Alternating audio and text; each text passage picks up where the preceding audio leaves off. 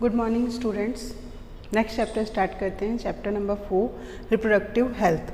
Reproduction बच्चों clear है हमें, ह्यूमन रिप्रोडक्शन, तो उससे रिलेटेड रिप्रोडक्टिव सिस्टम्स में के कारण अपनी जो हेल्थ में प्रॉब्लम आती है, ये चैप्टर उससे पूरा रिलेटेड है। रिप्रोडक्टिव हेल्थ, रिप्रोडक्टिव हेल्थ है क्या? According to WHO reproductive health means total well being in all aspects of reproduction. मैंने अभी बोला रिप्रोडक्शन से रिलेटेड जितनी भी प्रॉब्लम्स क्रिएट हो रही हैं वो क्या कहला रही हैं, आपकी रिप्रोडक्टिव हेल्थ में आ रही हैं। वो चाहे फिजिकल, इमोशनल, बिहेवियर और सोशल सबसे रिलेटेड रहती हैं।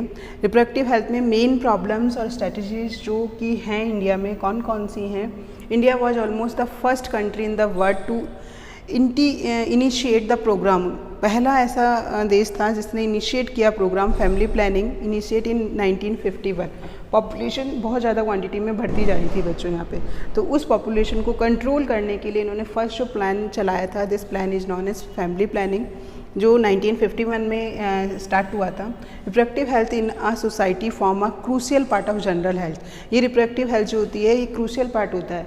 अगर कुछ भी प्रॉब्लम क्रिएट होती है तो वो उसका बहुत ज़्यादा क्रूशियल इफेक्ट पड़ता है हेल्थ को। Improve programme covering wide reproduction related area are currently in operation under the popular name reproductive and child health care programme. बच्चों देखो इसमें होता क्या है कि पॉपुलेशन बढ़ रही है। डैट मीन्स पहले के टाइम में होता क्या था कि बहुत छोटी एज में शादी हो जाती, बहुत छोटी एज में बच्चे हो जाते थे। तो आपका जो रिप्रोडक्टिव, मैंने उस समय भी आपको ये बात बोली थी कि आपका जो रिप्रोडक्टिव सिस्टम होता है प्यूबर्टी के समय वो थोड़ा से एक तरह से मैच्योर हो रहा है, अच्छे से डेवलप हो पा रहा है, ठीक है।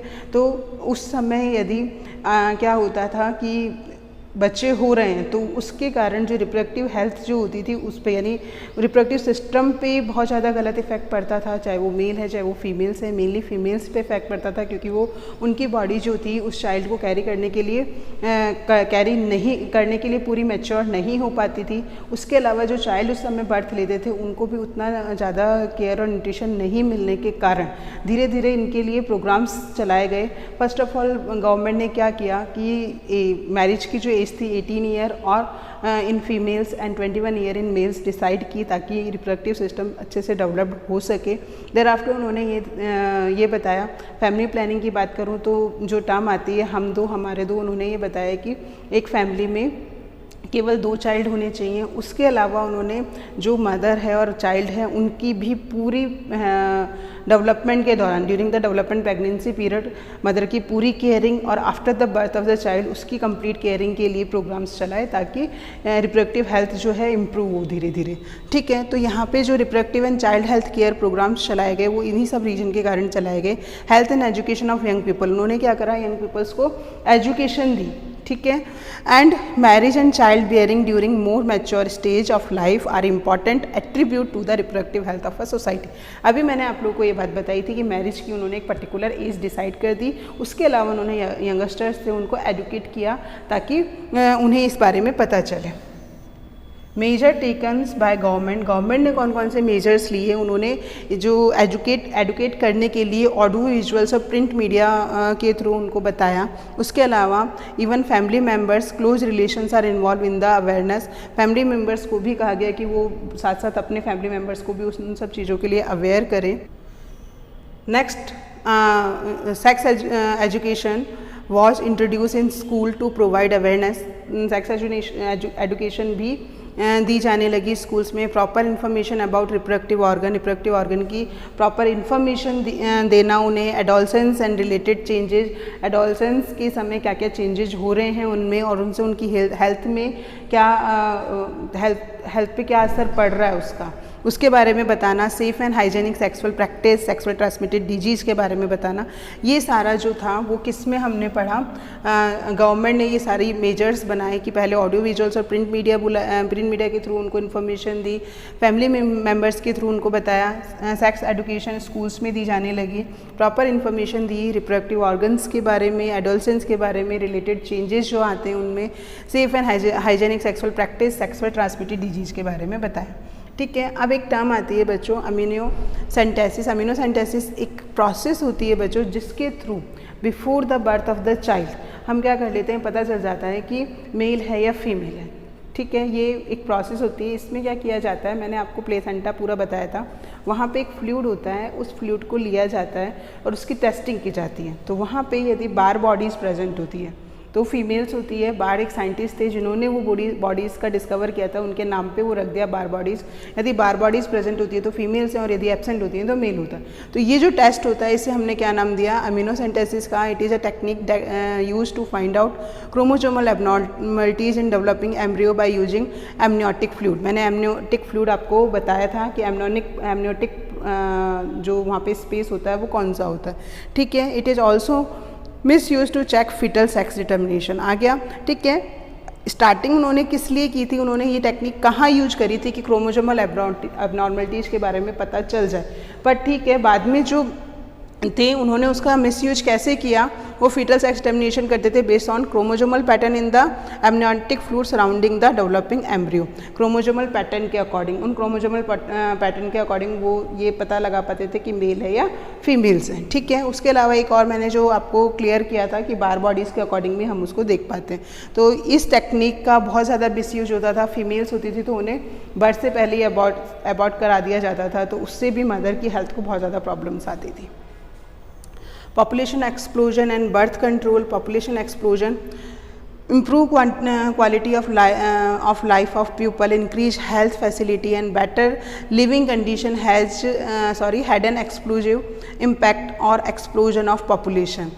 क्या हो रहा है, improve quality life की, health facility, better living condition, इन सब कंडीशन को बेटर करने के लिए पॉपुलेशन एक्सप्लोजन और बर्थ कंट्रोल कहने का मतलब उन्होंने बहुत सारे प्रोग्राम्स चलाए कि मैंने आप लोग को बताया था कि एक ही घर में बहुत सारे चाइल्ड एक साथ बर्थ ले लेते थे, ठीक है, एक के बाद एक, ठीक है। तो इस कारण पॉपुलेशन बढ़ती चली जा रही थी। उस पॉपुलेशन को कंट्रोल करने के लिए इन्होंने ये सब किया। मेनली उन लोगों ने क्या किया, rapid decline in death rate. Population explode तो ठीक है, क्लियर हो गई है बात कि पॉपुलेशन एक्सप्लोजन को रोकने के लिए जो अभी टेक्निक्स हमने आपको बताई सारी, ये फैमिली प्लानिंग करना और ये सब, बट उसके अलावा बर्थ कंट्रोल भी उन्होंने देखा। बर्थ में कई बार मैंने अभी आपको बताया कि फीमेल चाइल्ड्स को तो अबॉर्ट कर देते, पर चाइल्ड होता था तो होने के बाद वो इतना वीक होता था कि होती उसकी डेथ हो जाती थी, ड्यूरिंग द प्रेगनेंसी भी उसकी डेथ हो जाती थी। इसलिए हमने दो चीज़ यहाँ पे देखी। पहला तो इसने ये बात बोली कि rapid decline in death rate का डिक्लाइन होना, किसका, जैसे मदर जो थी उसकी एज डिसाइड की थी हमने, ठीक है। उससे पहले यदि मदर जो थी उसमें वो प्रेग्नेंट हो रही है तो उस कंडीशन में मदर की डेथ होने के चांसेस होते थे, चाइल्ड की डेथ होने के चांसेस होते थे। इसका डिक्लाइन करना ही कहला रहा है rapid decline in death rate. MMR का मतलब मैटरनल मोटिलिटी रेट, मदर की डेथ रेट, और इन्फेंट मोटिलिटी रेट का मतलब होता है जो चाइल्ड हो रहा है उसकी डेथ हो जाना जैसे ही वो बर्थ ले रहा है उस कंडीशन पे, या फिर during the development of embryo, ठीक है। Along with the increase in population of reproductive age is the main reason for population explosion. Population explosion का step to overcome population explosion using various contraceptive method. अब ये क्या कह रहा है कि population explosion हो रहा है, population explosion से के कारण उसको कवर करने के लिए हम अलग अलग methods को यूज कर रहे हैं। फर्स्ट ऑफ ऑल बच्चों इसका ये था ड्रॉबैक, कौन सा, मैटरनल मोटिलिटी रेट और इन्फेंट मोटिलिटी रेट। क्योंकि क्या है, मदर एक साथ बहुत सारे चाइल्ड एक के बाद पहले घरों में 11 to 12 चाइल्ड रहते थे, ठीक है।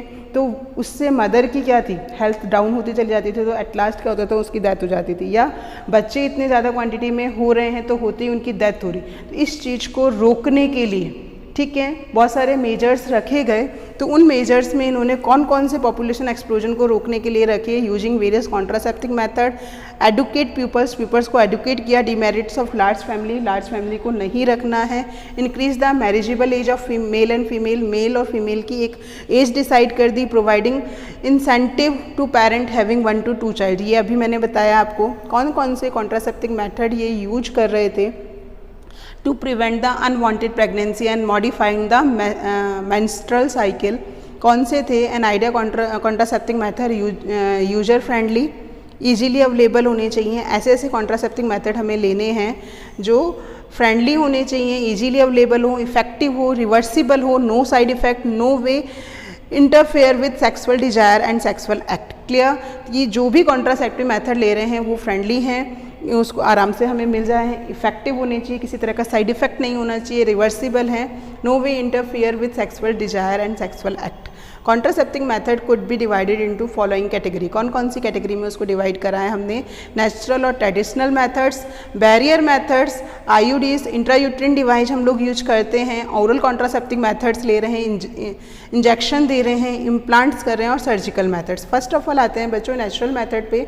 Natural method work on the principle of avoiding chance of ovum and sperm meeting. Natural method में नेचुरली अवॉइड होता है कि एग और स्पर्म जो है वो फर्टिलाइज ना हो। तो फर्स्ट ऑफ ऑल इसका जो एग्जाम्पल है वो कौन सा है? Periodic abstinence, the couple avoid coitus from days 10 to 17। मैंने आपको वहाँ बताया था कि 14 और 15 डेज जो होता है एग्जैक्ट ओवुलेशन होता है, उस समय सेकेंडरी oocyte जो होता है वो कहाँ पर रहता है? स्थमस एम्पुला जंक्शन पे रह रहा है, ठीक है। 17 तक वो वहाँ पे रह रहा है और फिर वो नीचे डिस्कार्ड होना स्टार्ट हो जाता है। मैंने 28 तक एंडोमेट्रियम का बताया था, वो वहाँ नीचे कहाँ आता है? यूट्रस में आ रहा है। तो उस दौरान क्या है कि काउटस को क्या करना चाहिए? अवॉइड करना चाहिए। एज चांस ऑफ फर्टिलाइजेशन, वहाँ उस समय फर्टिलाइजेशन के जो चांस होते हैं वो बहुत हाई होते हैं, are very high during this period, it is called fertile period. इस पीरियड को हम क्या नाम दे रहे हैं? इस पीरियड को हम कह रहे हैं फर्टाइल पीरियड। नेक्स्ट होता है विथड्रॉवल और coitus interruption, male partner withdraw penis from vagina, vagina के बाहर just before ejaculation to avoid insemination, ठीक है, स्पर्म को वो बाहर डिस्चार्ज करे। लैक्टेशन एमनोरिया, लैक्टेशन एमनोरिया क्या होता है? Absence of menstruation after parturition and during and due to intense milk feeding and no ovulation in this period. Lactation amenorrhoea क्या है? एब्सेंस ऑफ मैस्चुरेशन, मैंस्टुरेशन का एब्सेंस होना किस समय? पार्ट्यूरेशन के समय, और ड्यू टू, और जब मिल्क जब फीड कर रहा है कौन? बच्चा, ड्यूरिंग द 6 मंथ नॉर्मली मानते हैं, बट अभी हम लोग देखें तो 2 to 3 मंथ की बात कर रही हूँ। उस दौरान क्या होता है कि ओवुलेशन नहीं होता है किसी भी तरह का। ये तो हो गए नेचुरल मेथड जो हमने अभी पढ़े। नेक्स्ट पढ़ रहे हैं हम इन बैरियर मेथड। बैरियर मेथड कौन से हैं? Ovum and sperm are prevented from physical mating with help of barrier. कौन कौन से बैरर हम यूज करते हैं? कॉन्डम्स यूज करते हैं, females mail and female condoms हो जाएंगे। फीमेल्स के लिए डायफ्राम, सर्वाइकल कप और वॉल्ट्स होते हैं जो यूज किए जाते हैं, ठीक है, जो फीमेल्स यूज करती हैं। स्पर्मिसिडल क्रीम्स आती हैं, जेलीस हैं, फॉर्म्स हैं, are usually used along with 3 barrier to increase their contraceptive efficiency, ठीक है। मेल और फीमेल्स के कॉन्डम्स हो गए, diaphragm, cervical caps and vaults जो कि फीमेल्स यूज करती हैं, उसके अलावा बस क्रीम्स हो गई, जेलीज और फॉर्म्स हो गए जो कॉन्ट्रासेप्शन जो होते हैं कि एफिशिएंसी रखते हैं। नेक्स्ट है एडवांटेज ऑफ बैरियर मेथड। क्या एडवांटेज होते हैं? इजीली डिस्पोजेबल होता है, सेल्फ इंसर्टेड होता है, they are reusable, prevent contraception by blocking entry of sperm through cervix. Intrauterine device कौन कौन सी यूज करते हैं? ये फीमेल्स की विजाइना में इंसर्ट कर दी जाती हैं, inserted by doctors and trainers nurse into the female uterus through vagina, यानी यूट्रस में विजाइना के थ्रू अंदर एंटर कर इंसर्ट कर देते हैं। आईयूसीडीज में भी नॉन मेडिकेटेड होती हैं। आईयूडीज कौन कौन सी बता रहा है ये? Lips loop, copper releasing IUDs, CUT भी बोलते हैं, CUT, CU7, मल्टी लोडेड 375, ये नेम है बच्चों जो यूट्रस में इंसर्ट किए जाते हैं। And the hormone releasing IUDs, progesterone and LNJ20, ठीक है। ये इंट्रायूट्रिन डिवाइस है जहाँ यूट्रस में इनको इंसर्ट कर देते हैं, जिस कारण स्पर्म जो होता है वो यूट्रस में एंटर ही नहीं कर पाता है। IUCDs increase the phagocytosis of sperm, यानी वो उसको एनगल्फ कर लेता है in uterus, and copper reduce the motility and fertility of capability of sperm. The hormone releasing IUDs make the uterus unsuitable, uterus को अनसुटेबल करता है for implantation and cervix hostile to sperm. It is ideal for females who want to delay pregnancy and spacing between 2 children. बात समझ में आ रही है?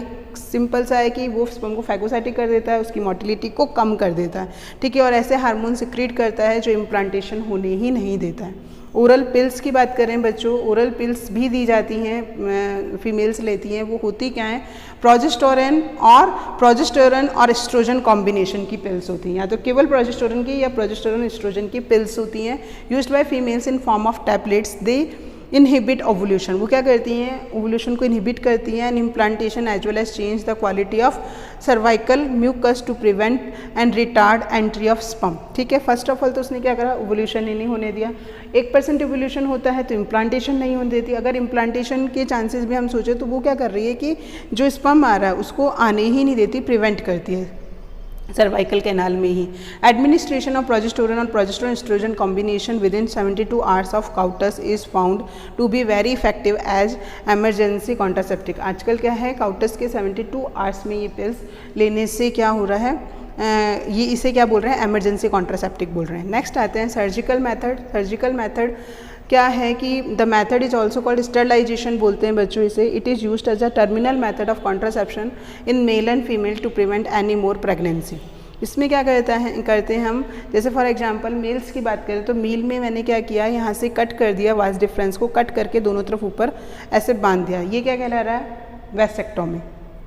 ठीक है, और यहाँ पे फीमेल्स में क्या करते हैं, फीमेल्स में फैलोपियन ट्यूब को यहाँ से कट कर दिया जाता है और ऊपर से यहाँ पे इसे बांध देते हैं, टाई कर देते हैं, तो ये कहला रहा है ट्यूबेक्टोमी। तो ये 2 प्रोसेस होती हैं जिन प्रोसेस के थ्रू हम क्या कर रहे हैं, सर्जिकल मेथड बोल रहे हैं, जिन प्रोसेस के थ्रू हम कॉन्ट्रासेप्शन उनके लिए यूज ले रहे हैं। Vasectomy is the surgical method in male, a small part of vas deferens is remove and tie up through a small incision on the scrotum to prevent the release of sperm, and tubectomy is the surgical method in females in which small part of fallopian tube is removal surgically. These technique are highly effective but their reversible is very poor. बस इतना ध्यान रखना, ये reversible नहीं होती है। मैंने वहाँ स्टार्टिंग में बोला था कि ऐसे मेथड यूज करो जो रिवर्सिबल हो। साइड इफेक्ट क्या रहते हैं कॉन्ट्रासेप्टिक मेथड के? It is very important that the selection of contraception method should be taken under the consultation of the doctor. Doctor के कहने पे हमें यूज करने चाहिए। They have ill effect like nausea, abdominal pain, through bleeding, irregular menstrual cycle and even breast cancer तक के होने के चांसेस रहते हैं। इसलिए डॉक्टर के कंसल्टेंट्स के बाद ही ये कॉन्ट्रासेप्टिव मेथड को यूज करना चाहिए। ठीक है बच्चों, उसके बाद आते हैं हम लोग नेक्स्ट टॉपिक पे। नेक्स्ट टॉपिक है मेडिकल टर्मिनेशन ऑफ प्रेगनेंसी। क्या होता है medical termination of pregnancy? Voluntary termination of pregnancy before full term is called medical termination of pregnancy और इंड्यूस एबॉर्शन।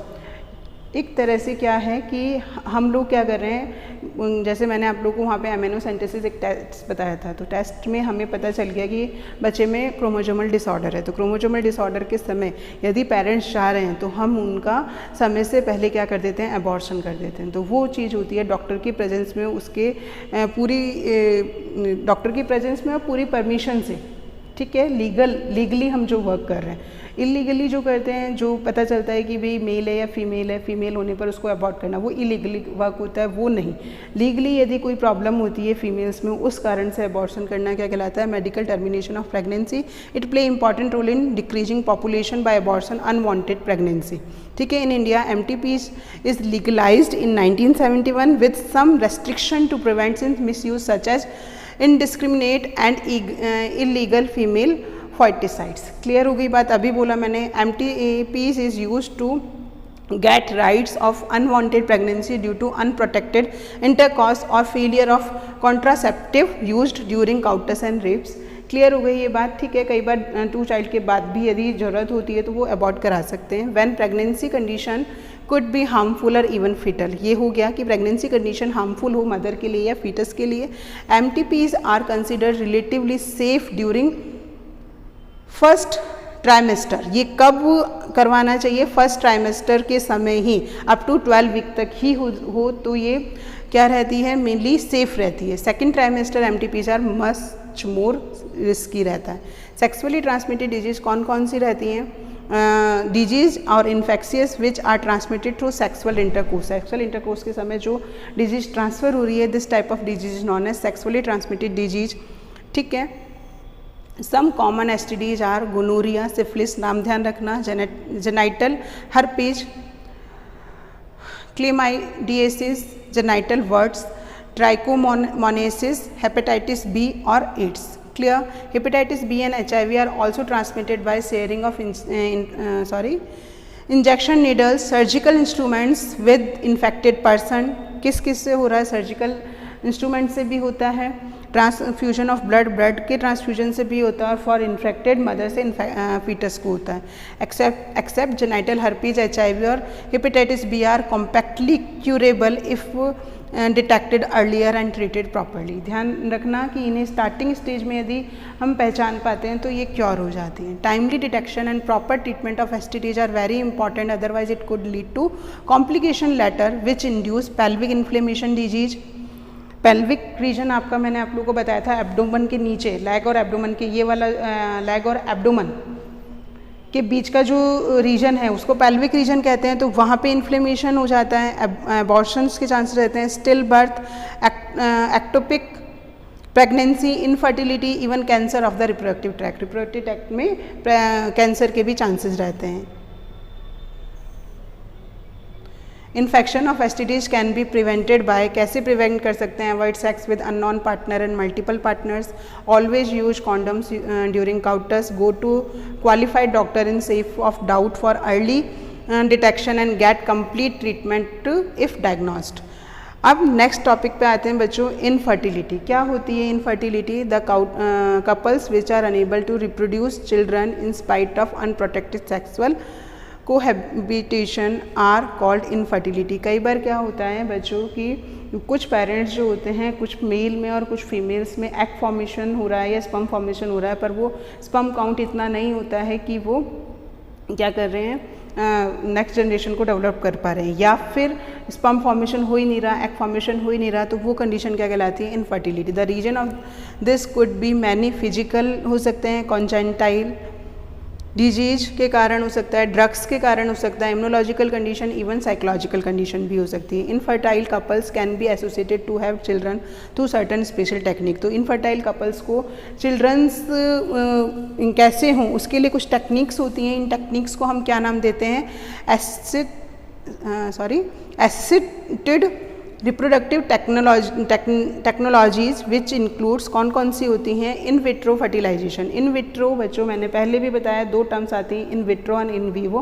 इन विट्रो जब हम लैब में वर्क कर रहे हैं, that is in vitro fertilization, और इन वीवो जब हम किसी की बॉडी के अंदर कर रहे हैं। तो फर्स्ट ऑफ ऑल बच्चों मैं ले रही हूँ in vitro fertilization, fertilization outside the body, clear, following by embryo transfer which is common called test tube baby programme. इसमें क्या किया जाता है बच्चों कि फीमेल्स के एग लेते हैं, मेल्स के स्पर्म लेते हैं। मैंने कहा स्पर्म काउंट कम होता है तो लेते हैं, उन दोनों को फर्स्ट ऑफ ऑल फर्टिलाइजेशन कहाँ कराया जाता है? टेस्ट ट्यूब में कराया जाता है, और उसके बाद उसको मॉरुला स्टेज तक वहीं डेवलप कराया जाता है। देर आफ्टर उसको फीमेल्स के यूट्रस में ट्रांसप्लांट कर दिया जाता है। तो ये पूरी प्रोसेस क्या कहलाती है? Test tube baby programme. The ovum from wife and donor and sperm from husband and donor are collected and induced to fertile in laboratory condition. The zygote and or early embryo, मैंने 8 blastomere बोल रहा है, could be transferred into fallopian tube. Clear? 8 blastomere हो तब भी, और उससे ज़्यादा कंडीशन 16 और 32 में भी। नेक्स्ट आ रहे हैं हम ये जो हमने किया ये क्लियर हो गया। द जाइगोट और early embryo could be transfer into fallopian tube. इस पूरी प्रोसेस को हमने क्या नाम दिया? Zygote intrafallopian transfer. And embryo with more than, मैंने कहा 8 तक हो तो क्या बोलेंगे? Zygote intrafallopian transfer. और 8 से ज़्यादा होती हैं तो उसे बोलते हैं इंट्रा यूट्रीन ट्रांसफर, यानी यूट्रस में डायरेक्ट इम्प्लांट कर रहे हैं तो इंट्रा यूट्रीन ट्रांसफर हो गया, बट जाइगोट को फेलोपियन ट्यूब में ट्रांसफर कर रहे हैं तो जाइगोट इंट्राफेलोपियन ट्रांसफर होता है into the uterus to complete the further development. Next आते हैं गैमेट्स इंट्राफेलोपियन ट्रांसफर। अब कई बार क्या होता है बच्चों कि विजाइना से स्पर्म जो है वो कहाँ तक नहीं पहुँच पाता? फेलोपियन ट्यूब तक नहीं पहुँच पाता। तो हम क्या करते हैं? स्पर्म को डायरेक्ट लेते हैं और फेलोपियन ट्यूब में ही इंसर्ट कर देते हैं, ठीक है। तो transfer of gametes collected from the donor, donor से लेना और उसे direct fallopian tube of another female who do not produce ovum. कई बार ऐसा भी होता है कि कुछ फीमेल्स जो होती हैं जो एग प्रोड्यूस नहीं कर पाती हैं, बट ठीक है उनका यूट्रस ठीक होता है, तो एग लिया, मेल से स्पर्म लिया, दोनों को हम कहाँ पे है ना इंट्रोड्यूस कर रहे हैं? फेलोपियन ट्यूब, उसमें जो एग फॉर्मेशन नहीं कर पा रही है वहाँ पे उसका फर्टिलाइजेशन हुआ और आगे का डेवलपमेंट स्टार्ट हो जाता है। तो यहाँ पे क्योंकि हम फेलोपियन ट्यूब में क्या ट्रांसफ़र कर रहे हैं? गैमेट्स को ट्रांसफ़र कर रहे हैं, इसलिए इसे क्या बोल रहे हैं? Gamete intra fallopian transfer. Next आते हैं intracytoplasmic sperm injection, specialised procedure to form an embryo in laboratory embryo को लेबोरेटरी में बनाना है in which sperm is directly injected into the sperm. हमने डायरेक्टली इसमें क्या करा, ओवम में स्पर्म को इंजेक्ट कर दिया।